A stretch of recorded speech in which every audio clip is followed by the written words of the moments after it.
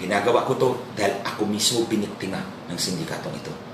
Si BBM din biniktima ng sindikatong ito. Tayong lahat biniktima ng sindikatong ito. Tapos itong baliko na to, babalikuin lang ang pinaglalaban ko para sa bayan. Dahil lang hindi ako sumunod sa gusto niya, na tirahin ko si FLM. Anong pakialam ko sa away ninyo? Na nakikita kong intensyon, gusto ni Baliko, nakampihan ko siya laban kay FLM. Yun lang naman talaga, malinaw eh. Ito si Baliko, pinipressure ako ng gusto. Pinapalabas yung mga paninira sa akin para tumakbo ako sa kanya. Ngayong nakulong si Francis, pinalabas naman niya si Francis nagagalit sa akin para idepensa ko si Francis. Nakita ninyo, pinaglalaruan ako nitong taong ito. Akala siguro niya bobo ako at mangmang. Mr. Baliko, hindi mo pwede akong balikuin para sundin ang gusto mo. Huwag mo akong balikuin at takot-takutin na sumunod sa gusto mo. Dahil hindi mo alam kung anong legal consequences ng ginawa mo. Makinig ka hanggang matapos to. Pangatlo, mga kababayan, yung kaso ni Leni Robredo at ni Bongbong Marcos, ni BBM. Protesta ni BBM at ni Leni Robredo. Sinabi ko na po, ang mga taong tumutulong sa naghihirap na taong bayan sa panahong ito, hindi ko titirahin. Ang problema nga po, karamihan po sa mga sumusuporta kay BBM, hindi naman karamihan, ewan ko lang, maiingay lang siguro ito, tinitira ako. Hindi nyo ba po natandaan? Sino po bang humarap sa Senado para ibulgar ang pandaraya ng kampo ni Leni Robredo noong 2016? Sino po bang nagbuwis ng buhay? Sino po bang nagbayad ng buhay? Si Richard Santillan. Sino si Richard Santillan? Kinakapatid ko. Siya kaya siya. Siya ang tinira ng Smartmatic at Comelec. Para takutin ako. Nagbayad kami ng napakamahal na preso sa pagdepensa namin sa boto ninyo, sa boto nating lahat, at sa totoong nanalo ng halalang iyon. Tapos titirahin ninyo ako. Buti na lang sana kung sa billboard na pinalabas ni FLM, ako lang mag-isa. Dalawa kami. Bakit hindi nyo tinitira si Manang Aimee? Ako lang. Again, mga kababayan, balik tayo sa intensyon. Bakit ako lang ang tinitira, hindi si Manang Aimee? Kaming dalawa ang nasa billboard. Balik tayo sa intensyon. Dahil, pwersahin ako na sumunod sa gusto nila. O gusto nito ni Baliko. So, kaya nga po sinasabi ko, hindi ako pwedeng sumagot at the time dahil matatamaan si Leni Robredo. Ito nga po ang sinabi ko. Nagpasa ako sa Supreme Court ng 250-page comment. Nilatag ko lahat ng ebidensya ng dayaan. Hindi sumagot si Comelec, hindi sumagot si Smartmatic, hindi sumagot si Leni Robredo. Pabor yun kay BBM. Pero wala akong expectation ng kahit anumang suklit. Ginagawa ko to dahil ako mismo biniktima ng sindikatong ito. Si BBM din biniktima ng sindikatong ito. Tayong lahat biniktima ng sindikatong ito. Tapos itong baliko na to, babalikuin lang ang pinaglalaban ko para sa bayan. Dahil lang hindi ako sumunod sa gusto niya, na tirahin ko si FLM. Anong pakialam ko sa away ninyo? Later, mga kababayan, malalaman nyo kung bakit nag-away sila. Aabot tayo dyan.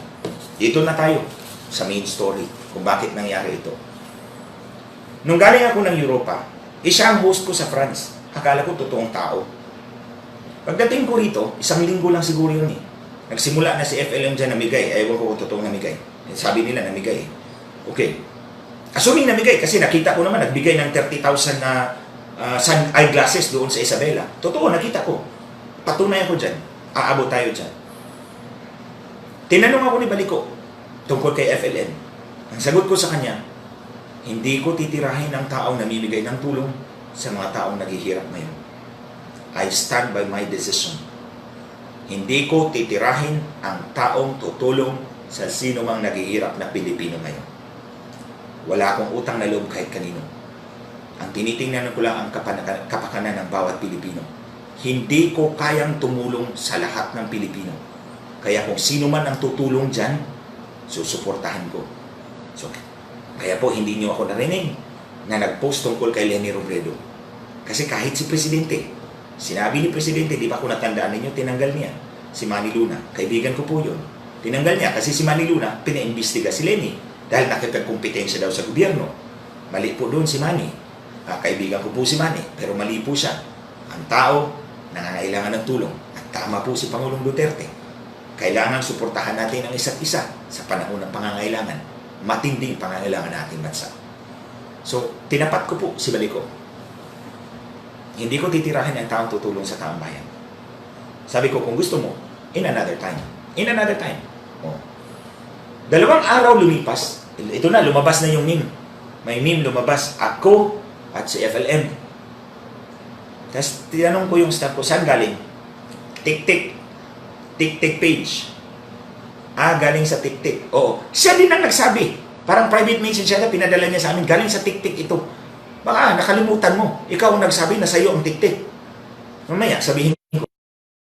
Nakalimutan mo talaga ito, Baliko. Ikaw ang nagsabi, ikaw may-ari ng tik-tik page. Okay, sige. So, nung nakita ko yung picture mo, ikaw ang gumawa kasi galing sa tik-tik page mo. Nung nakita ko, natawa na lang ako. Sabi ko, ito talaga, pinaglalaruan pa ako. Pipressurein ako. 3 days later, meron ka na naman pinadala. Eto na naman. Meme na naman. Tira na naman sa akin. Galing pa rin sa tik-tik. Kung natandaan mo, sinagot kita. You will always remain a friend. Yun ang sagot ko sa'yo. You will always remain a friend. I don't know kung ginamit mo yung kokote mo, Baliko.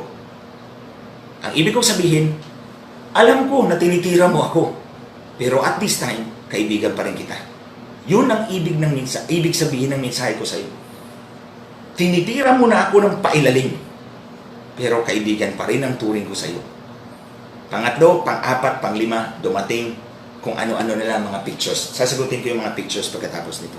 Dumating yung mga pictures. Nakita ko walang pag-asa. Pipressurein mo ako ng gusto. Alam mo mga kababayan, balik muna tayo sandali sa intensyon. Hindi mo mabubuksan ang isip ng tao, ang utak ng tao para malaman mong intensyon. Pero makikita mo yan sa gawi ng tao. So hinayaan ko lang. Maraming tumawag po dito sa amin at nagtatanong tungkol dito sa mga posts na ito. Ang sabi ko, hayaan lang po ninyo ako, nasagutin ko kayo sa tamang panahon. Ito yun, ang tamang panahon. The first day ng tamang panahon. Pero sa lahat ng mga tawag na yan, ang pangalan ni Baliko ang palaging lumalabas. So alam ko, tinitira niya ako. Pailalim. Kaya noong May 16, nag-post ako, di ba? Sabi ko, sasagutin ko yung naninirang tao sa akin. On May 29, nag-video ako rito. At sinabi ko, hindi pa ito yung sagot ko dyan sa tumatahol sa France.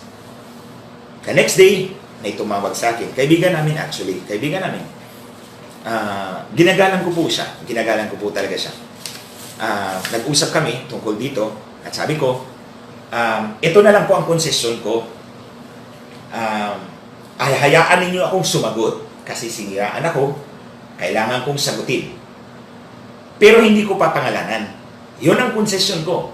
Sige po ma'am. Hayaan niyo ako sumagot. Walang pangalan. Basta sasagot ako dahil pinitiwan ko ang aking mga salita sa harap ng publiko na sasagutin ko. Okay na. The next day, lumabas yung picture, ako at yung isang lalaki at may maraming armas sa baba. Nakita po ninyo yun. Ako at isang lalaki at may maraming armas sa baba. Hindi inisip ng Baliko na to na 14 na buhay ang tinarantado mo rito. 14 na buhay ang inalagay mo sa peligro. I-explain ko po yan sa inyo mga kababayan. Kaya pumutok na talaga ang galit ko dyan. Maraming tumawag sa akin, maraming nag-message sa akin tungkol dito. Tila ba pinipigilan ako? Meron pang isa dyan. Nagbabanta.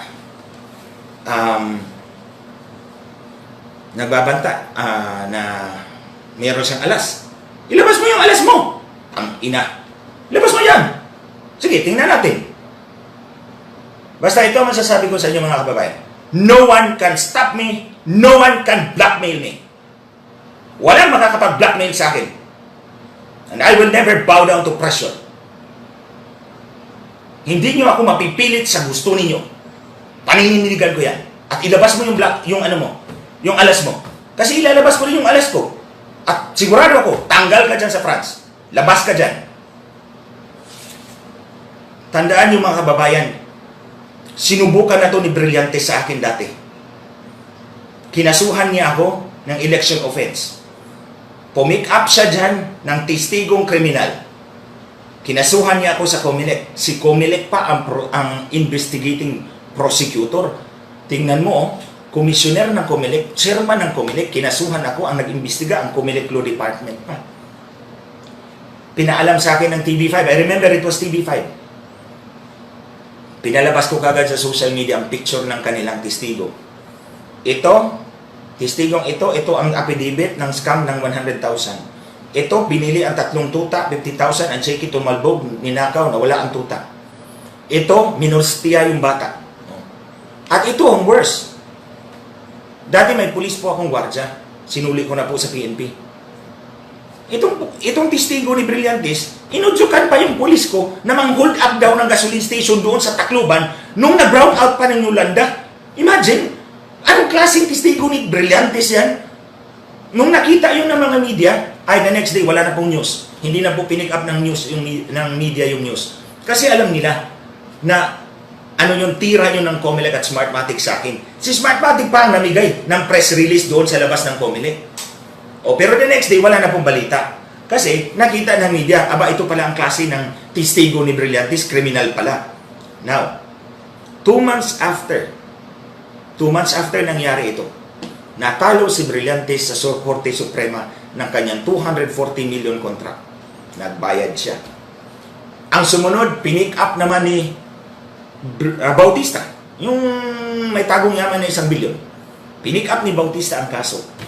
Ilang buwan lang, natanggal sa pwesto. Sino pang may atraso sa akin? Si Albayalde. Ayun, natanggal din sa pwesto. Si Carranza. Ito ang birthday wish ni Carranza. Ayaw niyang umalis sa Region 4A. Siguro maraming pera talaga dyan. Ayaw niyang umalis. Hanggang doon na lang daw siya mag-retire. Nangyari yung kay Richard. Pagkatanggal ni Albayalde, natanggal din si Carranza. Goodbye. Wala na siyang happiness. So, ang sa akin, huwag niyo akong takot-takutin, balik ko. Huwag mo akong takot-takutin. Ilabas mo kung anong ilalabas mo. Sasagutin kita. I will deal with you properly at the right time. Now ngayon mga kababayan, here we are today. Andito tayo. Ang nakikita kong intensyon, gusto ni Baliko, nakampihan ko siya laban kay FLM. Yun lang naman talaga, malinaw eh. Ito si Baliko, pinipressure ako ng gusto. Pinapalabas yung mga paninira sa akin para tumakbo ako sa kanya. Ngayong nakulong si Francis, pinalapalabas naman niya si Francis nagagalit sa akin para idepensa ko si Francis. Nakita ninyo, pinaglalaruan ako nitong taong ito. Akala siguro niya bobo ako at mangmang. Hindi mo ba alam, natalo ko ang pinakamabigat na politiko doon sa amin, sa Visayas? Nakontrolado niya yung buong probinsya. Sa kanya yung lahat ng mayor, sa kanya lahat ng vice mayors. Natalo ko yun. Tapos ito ang gagawin mo sa akin, paglalaruan mo ako? Anong tingin mo sa akin? Hindi naman siguro ako drug addict. So ito tayo mga kababayan, si Baliko, pinipressure ako. Pinipilit ako. Pero si FLM, ni minsan, hindi humingi ng tulong. Totoo, hindi ko itatanggi sa inyo yan. Tumulong si FLM sa akin at kay Manang Aimee. Kaming dalawa. Sabi niya, itong mga malalaking billboards po yun. Ganito, buo. Region 1, Region 2, Region 3. Kayong dalawa ni Manang Aimee. Siyempre ako, sakay lang ako libre. Di siyempre, okay ako. Alam naman, beggars are no choosers. So ayun, ginawa. Si Manang Aimee, tsaka ako. At nagpasalamat ako sa kanya. Tinulungan niya ako. Pero, kinulekta ba niya? Siningil ba niya ang tulong niya? Hanggang ngayon, nandun siya sa loob ng NBI Detention Center. Hindi siya humingi ng tulong sa akin. Ikumpara mo kay Baliko. Ano ginawa ni Baliko? Siniraan ako ng siniraan para tumakbo ako sa kanya at magmamakaawa. Sa tingin mo, magmamakaawa ako sa iyo? Hindi ako luluhod sa iyo, Baliko. Luluhod lang ako sa aking Diyos. I make that clear to you. Ni minsan, hindi mo ba naisip? Hindi kita tinawagan. Matapos yung pangatlong meme na pinakita mo sa akin, galing sa TikTok na page mo, hindi na kita tinawagan at hindi na kita kinausap to let you know na alam ko Hindi ako tanga, Baliko. Hindi ako tanga. So ngayon, mga kababayan, nakikita ko yung intensyon sa dalawang magkabilang panig. Wala akong pinapanigan sa kanila. Pinapaalam ko lang sa inyo ang ginagawa ni Baliko dahil hindi maganda. Sobra na yung mga armas na pinakita mo. 14 na buhay ang inilagay mo sa peligro sa alanganin. I'll explain it sa inyo, mga kababayan. So, dati kasi, nung ako'y congressman, alam mo naman sa baba, mga leaders ko nag-aaway din. Nag-aaway, may faction yan. Nung ako'y congressman, pinapakinggan ko yung isang panig, pinapakinggan ko yung kabila, pero pinapalusot ko lang sa kabilang tenga. Hindi ko inaksyonan. Hindi ko inaaksyonan yan. Inaantay ko lang na lalabas ang tunay na color, lalabas ang tunay na dahilan o intensyon ng magkabilang panig. Exactly kung anong ginawa ko na yun ang ginagawa ko dati nung ako'y congressman. Pag nag-aaway yung mga leaders ko, pinapakinggan ko pero pinapalusot ko lang sa kabilang tenga. Hinahayaan ko that the problem will solve itself. Lalabas at lalabas yan ang tunay na kulay at ang tunay na intensyon ng tao. At ito nga, lumabas ang tunay na kulay ni Baliko. So, balik tayo sa sinabi ko kanina, inantay ko. Nagtiis ako ng 2 buwan sa mga paninira, mga atake ni Baliko. Tiniis ko yun. Para lang malaman ko ang intensyon. Now, ito ngayon mga kababayan, pinapakita nila na magkaibigan kami ni Francis, na may connection kami. Pero si Baliko, hindi po niya sinabi sa inyo na magkasama rin po sila noong 2016. Noong kampanya ni BBM, magkasama yan sila. Nag-away nga yan kasi blinak yata ni FLM si Baliko doon sa kanilang chat group. Yun ang pagkakaalam ko. Blinak siya, nag-away na sila ng gusto. Ngayon, ang pinaglalaban ko para sa buong bansa, idadamay mo ako dahil na-block ka sa Facebook. Grabe ka naman. Ewan ko kung saan galing lupalop ang isip mo. Imagine, nag-away lang sila siguro. I don't know kung ano pang rason, ha? Hindi ko alam kung ano pang rason. Basta one of the things I know, blinak yan siya sa Facebook, nagalit siya, ayun. Ayan, nagwawala. At sa pagwawala niya, dinamay ako. Dinamay pa si Yusek Densing. Dinamay pa yung, may isa pang senador.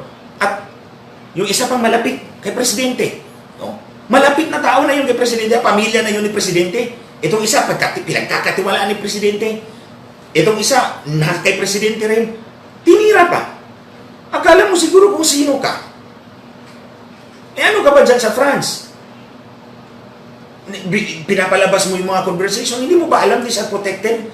Private conversations yan, pinapalabas mo. Ewan ko kung saan mo pinick up yun. O ganino galing yun. Nakita ko yung mga paratang mo doon. Wala kang ebidensya. Pinick up mo lang sa iba. At pinalabas mo. That's hearsay evidence. O ito, balik tayo doon sa TikTik. Sinong TikTik? Sino may-ari ng TikTik? Ikaw. Natandaan mo, February 28? I don't know kung nasa matinong pag-iisip ka at that time. February 28, dumating ako dyan sa France, February 27. Sinundo mo ako sa airport. Gabi na, nag-dinner tayo. That time, di pa kita masyadong kilala. Ngayon kilala na kita Baliko. So nag-dinner tayo. The next morning, late tayo dumating kay Ambassador. Nag-courtesy call tayo kay Ambassador. Yes, pumunta tayo sa Eiffel Tower. Hindi ka umakyat, kami lang ni Mike umakyat. Pagbaba, nagkape. Gabi na, pumunta tayo sa bahay ng pulis na kaibigan mo sa France. Along the street, sinabi mo, may pambanat ka. Yung TikTik, may mga accounts kang pambanat. O tingnan mo yung termino, pambanat na accounts. TikTik ang minensyon mo. Ito lumalabas sa TikTik galing eh. So mayroon tayong presumption sa ating rules of court na kung ikaw ay gumagamit ng mga faking dokumento, ikaw ang gumawa nun. So by analogy, kung ang mga mga paninirang memes na ito ay galing sa iyo, then ang presumption is ikaw ang author. Galing sa iyong page eh. Kung matino ka, hindi mo ilalabas. O ipapakita mo muna sa akin bago mo ilabas. Pero lumabas yun doon. Pinapakita mo, pinapalabas mo, galing sa iba. Hindi mo natandaan. Nakalimutan mo. Inamin mo na ikaw may-ari ng TikTik page. Kaya nung nakita ko yung unang meme na pinadala mo, alam ko na ikaw yun. Na pangalawa, TikTik pa rin, alam ko, ikaw pa rin yun. So, anong gagawin ko? Sitting pretty. Hayaan kitang sisirain mo ako. O mag-expect ka na Luluhod ako sa'yo, magmamakakawa ako sa'yo, dream on. Matulog ka na lang, may muta ka pa. Hindi mangyayari yun. Mr. Baliko, hindi mangyayari yun. Now, dito tayo mga kababayan, sa ginawa nito, itong taong ito. Balik muna pala tayo doon sa rules. Nakita ko yung post mo. Tinira mo yung kapatid ni FLM. Hindi mo ako madadala sa labang ganyan. Ang kapatid, ang pamilya, ay hindi kasama sa kahit anong laban kung hindi sumasawsaw sa laban. Walang ginawa ang kapatid ni FLM. Pero anong ginawa mo? Pinost mo. Anong kasalanan ng kapatid niya? Kayo mga kababayan, kung gagawin yan sa inyo ni Baliko, ano kayang gagawin ninyo? Kung kayo ang nasa kalagayan ni FLM. O sabihin na lang natin kalagayan ko. At pinaglalabas niyo yung picture ng mami ko, daddy ko, yung kapatid ko. O kung mangyari yan sa inyo. Ano kaya nasa isip ninyo? Pangalawa, ang babae ay dapat igalang. Anong ginawa mo kay Lisa doon sa Paris? Pinagmumura mo ng pinagmumura. Para kang hindi lumabas sa nanay mo Kung ito ang klaseng gawi na ipapakita mo sa akin, titirahin mo yung pamilya na walang kinalaman, wala kang galang sa babae, pinagmumura mo, ay bakit ako kakampi sa'yo? Hindi talaga ako kakampi sa'yo. Because the way you do your fight, yung laban mo, is scandalous to me. Hindi ka tanggap-tanggap. Hindi ka tanggap sa akin yan, yung style na yan. Ako lumalaban ako, pero hindi ganyan. Sa sinabi ko ng mga kababayan, I follow my own internal rules. Sarili ko yun, disiplina ko yun. I will not bend it